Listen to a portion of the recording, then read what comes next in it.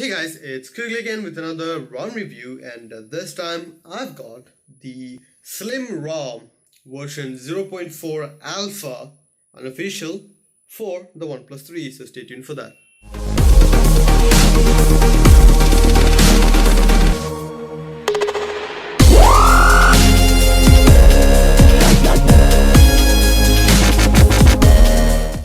So guys, Slim ROM does not require any introduction because most of you guys are pretty familiar with it. It's a very popular ROM. This does give you a lot of options for not a lot of performance hits because it is a very lean and mean ROM.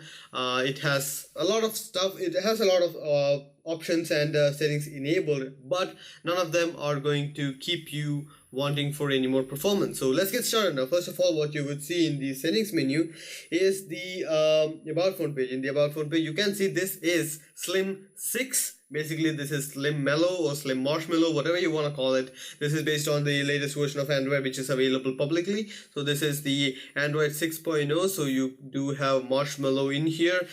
It does have the security patches for June 1st, which the July patches has not been applied yet, which I'm not entirely sure why. So as I've already said, this is a slim version, that is Slim 6.0.1 Alpha 0.4, and this is Alpha version. So keep that in mind during the review process because this is an Alpha, not even Beta, and just forget about a stable release. This is still in Alpha. But for an Alpha version, this is quite usable as a daily driver, I would say. But there are a few issues which I will be covering in my reviews process. So let's get to the other stuff now. In the settings menu, first of all of these are available wireless networking options. Something which I noticed in this is that in the SIM card option, you can't really deactivate any SIM card. I normally deactivate my second SIM. You can see deactivation failed. I normally deactivate my second SIM card because this is not from my country. This is why I reserve that slot for wherever I am traveling to, like this is UK. So basically I cannot deactivate the SIM to avoid any extra charges. So that is something which I found in this ROM, so not the best. And the other stuff, all of these are working. Hotspot does work, so I have used hotspot and I have been able to use my hotspot with my laptop, so nothing special there. Android Beam, all of these are working. In the home option, you do have something called a Slim Launcher, which I will be covering after the settings menu.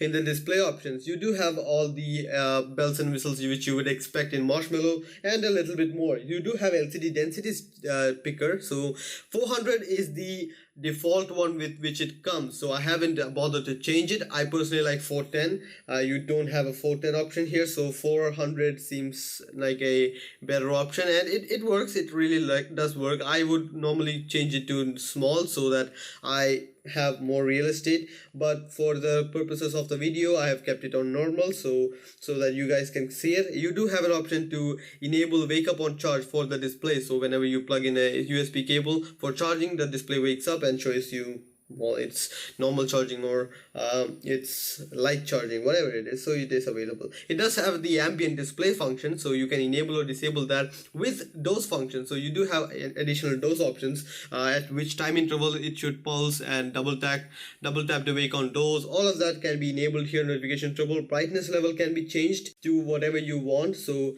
that is pretty amazing, and I would really like to have these options in the stock Oxygen OS because reasons. In the notification options, it's just normal stuff. You do have a pulse notification enabler, so you, rather than blinking the notification light, you do have a pulse option, which I found really interesting. In the navigation option, you do have a hardware button control, so you can actually enable custom action for every button which is hardware related.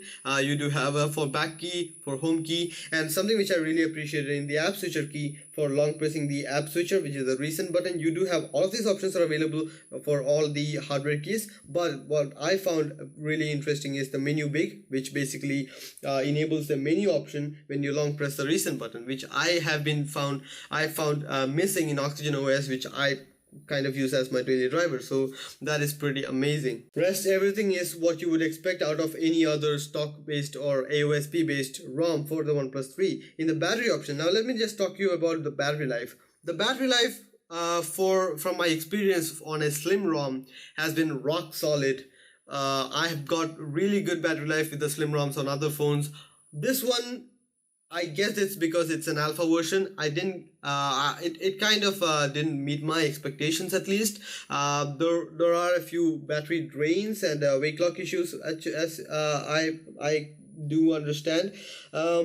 Maybe my settings are not optimized, but it's not the best battery life I've received out of a custom ROM, so I'll just leave it at that. It does have all the battery optimization stuff enabled, so I personally do not use battery optimization on applications which I want notifications from. So yeah, you can enable disable that as you wish. In the ambient display settings, you do get all the extra settings, which is tilt sensor, picking up the phone gives you the ambient display. All this enable as soon as the screen turns off. Proximity sensor enable, so you do have that. Let me just see if that works right now. So it is working, so that is pretty nice to see. All that good. Now it does have gestures. I have enabled that, and it has more than just what the stock Oxygen OS gives you. So basically you do have arrow down, which is the normal V, which is normally reserved for torch on the stock Android. But here you do have a lot of extra options. So as you just saw, this is not very accurate, probably because this is still alpha. This can cause you might have to do a few extra swipes for this thing, but it works. It's a step in the right direction, which I would say is it do have circle for camera, arrow up. You can customize whatever you want. Arrow left, arrow right can be customized.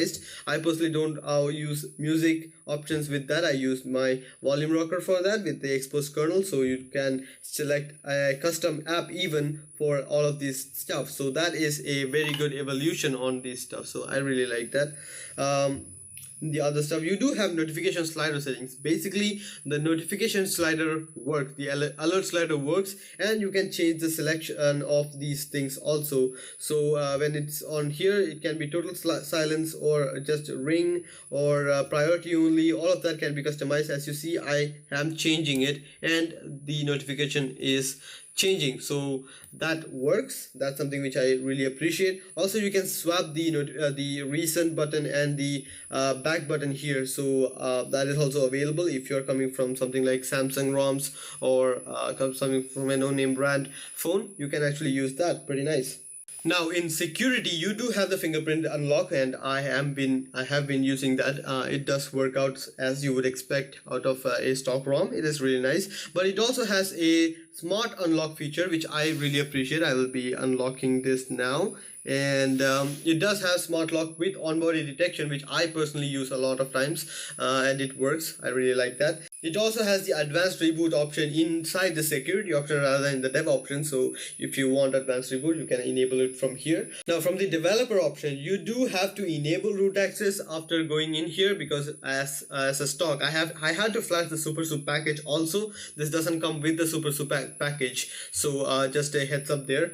You have to enable root access after flashing, because it is normally in disabled condition. You have to enable it for app and ADB, or just app if you don't use ADB a lot, so you can have that. And also there is an option called multi-window mode. This is an experimental feature on the Marshmallow ROM, so you can enable that and have multi-window options working.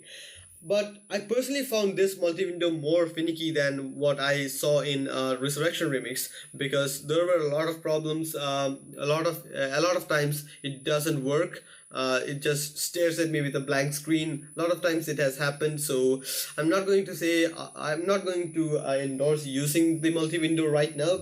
Just wait for Android N. It will be here soon enough, so yeah, just wait for that. Now let's get to the applications with which it comes. Now I have been using this as my daily driver for the review purposes, so you might see a lot of extra applications, but let me just tell you guys what it comes with. Now I have flashed the Pico GApps package to not impact the performance of this ROM in any way degrading. So just so you guys know, it does come with the basic minimum package. It does have dev tools, which is pretty nice to see in a custom ROM. I do appreciate that. It comes with the camera application, it comes with email, and that pretty much is it. There aren't many bloatware installed on this. There are only 4 or 5 applications. It doesn't come with a file manager, unlike the other Slim ROMs which I've seen, which comes with Slim file manager. So yeah, it's still there. In the camera, now the camera has been kind of a big mixed bag for me. This is kind of like the Google camera, so you do have that, but I found the camera a bit finicky because there were times where the camera just froze up. I couldn't press the button, and it didn't take any photographs, so it just gives me a blank photograph. I'll be turning off now, and touch to focus is not working right now. I'm not sure why. So yeah, the camera experience was not a very good experience for me. Right now it is working perfectly, but it doesn't really work all the time, so just for a heads up for you guys. So yeah, that much is it. Let me show you guys the boot animation, which is pretty nice. So here is the boot animation for Slim 6.0 Marshmallow ROM. So pretty simple, pretty slim. So I guess that's it about the Slim ROM. So yeah, Slim 6. So yeah, as I've said, this is an alpha version. This is 0.4 alpha, so it's not even beta. You do have a few problems which are kind of expected in an alpha version. I did have a few restart issues when I was trying out the gestures. So from lock screen, it straight away restarted and rebooted into the ROM, so I couldn't do anything about it.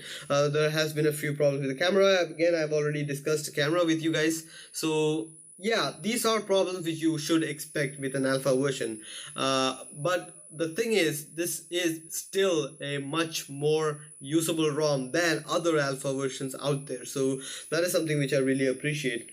Now let me show you guys the Antutu benchmark score which I received. I'm not going to run another benchmark, but still the score which I received is about 1,55,000, which is pretty comparable. I wouldn't say this is earth-shattering, as you might have guessed. There are other ROMs which gives you about 1,50,000 and stuff like that.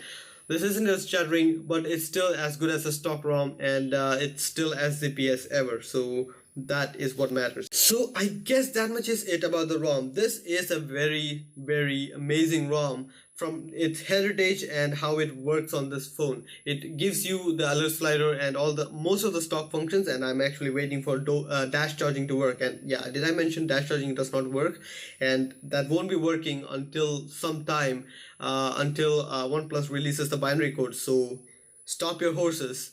It's not going to work until then. So yeah, this is a really good ROM for a daily driver. This is a very fast, very battery friendly, hopefully eventually a ROM, because it doesn't have a lot of things bogging it down. So yeah, I'm expecting a lot of things from this ROM. So yeah, I guess that much is it about the ROM. Hope you guys like the video. Please share, subscribe, and like the video if you found it useful. See you guys next time. Bye.